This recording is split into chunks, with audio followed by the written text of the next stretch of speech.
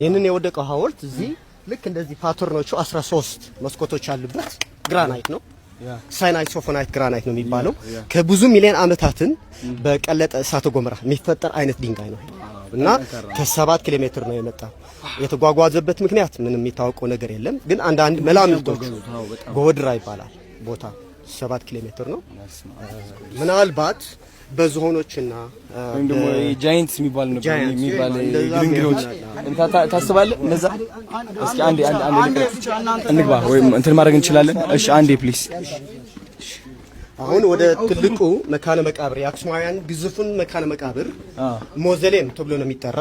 ይህንን በአርኪኦሎጂካል ቁፋሮ ተቆፍሮ ነው የተገኘው በ1965 ዓመተ ምህረት በኔቨልቺክና ፕሮፌሰር ዴቪድ ፊሊፕሰን ይባላል።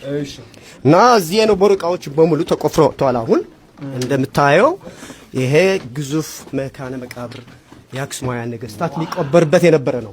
የቀብር ስነ ስርዓታቸው እንዴት ነው ካልን በዚህ ሳይድ ያሉ ቸምበሮች ፍላሽ ላይ ተብራ ነበር